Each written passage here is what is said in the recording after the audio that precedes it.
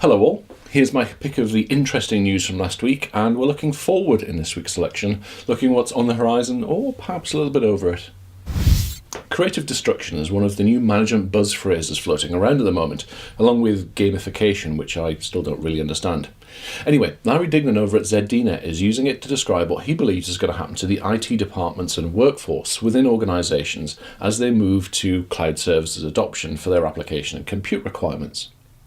He picks out a couple of phrases used at a recent Maverick Gartner presentation at their symposium in Orlando, the most telling one being this. The long-run value proposition of IT is not to support the human workforce, but to replace it. Strong words, and also true, but only to a point. We've been formally looking at and talking about the operational impacts of cloud services adoption in our workshops for well over a year now, and saying that the smart IT guy follows the organisational data, not the servers, in order to deliver value to his business. The timescale given for the collapse of IT jobs is around 2020, but there's no real science behind that timeframe, hence the presentation being given the Maverick tag. But it's not unreasonable to draw parallels between manufacturing and the introduction of automation in that industry, and IT and the automation of processes around data centre management and support. Is there going to be a rocky road ahead? Well, if you've set your mind on being a DC support engineer, I'd suggest that that particular job market may not be expanding too much over the next few years. But if you've worked in IT for long enough, you know by now that if you stand still in this world, it moves on around you. In our business, you need to be on the move all of the time, simply to stay in the game. And this is another change which creates opportunity, if it's approached in the right way. Help desk support? Yeah, I'm not sure about those guys though. Citrix announced the release of Cloud Portal, a comprehensive portal for provisioning hosted apps, desktops, services and infrastructure as a service from the cloud. The product comes in two flavours: Service Manager for the delivery and management of the products being put out there, and Business Manager for the business side of things, including workflows for account provisioning, account management, and the automation of metering and billing processes. Now, when we get down to details, Cloud Portal is actually the evolution of EMS Cortex, which Citrix acquired back in February of this year.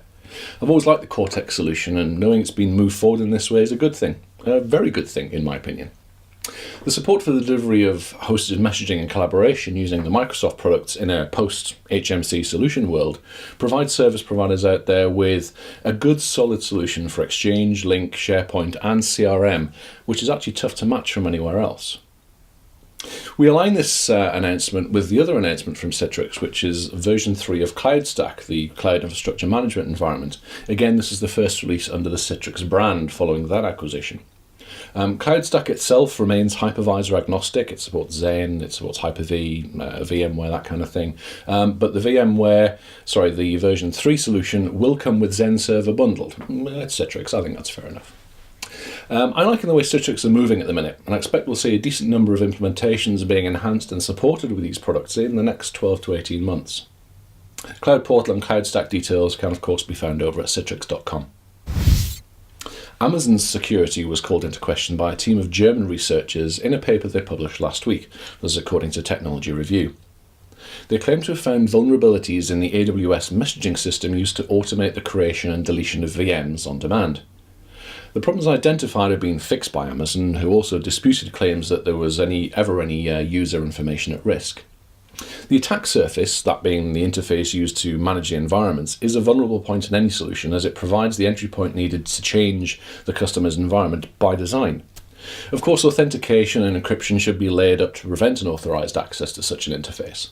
But our vendors need to ensure that they're spending enough time evaluating honestly this aspect of their platforms to make sure they're as secure as possible. Scale always introduces elements of risk, and as the statistical universes grow, so the likelihood of issues arising becomes not just a probability, but a certainty. That's why work to mitigate must be ongoing and the attention to vulnerable areas maintained on an ongoing basis. We spend a lot of time belting on about how organisations should be moving their workloads to the cloud-based services, so it's interesting to see examples where solutions actually don't work. And they're interesting because of what we learn from the reasons why. Mixpanel have documented the reasons they moved away from an infrastructure as a service solution to a dedicated server environment in some detail. And there's some good stuff there which we can use in Extract to support the decisions made by our customers in the future. The principal reason for Mixpanel to move to a dedicated server solution was the rapid variability in their workload, which wasn't matched by the availability of their chosen provider. They also point out that some of the limitations that they'd seen when using cloud solutions. The conclusion we can draw from this is that it's vital to establish what the customers actually want to achieve and what the critical areas are in terms of what it is that they're involved with achieving those targets or goals. After that, the best solutions can be identified and architected, and a business case can be created.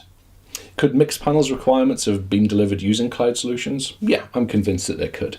Could they be done in a more cost-effective way at the moment than a dedicated server solution? Possibly not. But that's the point really, isn't it? It's about having the right business solution, not running headlong into technologies just because everyone says so, even if we're part of that everyone. So there's some food for thought there, I think. That's it from me for another week. Cheers all.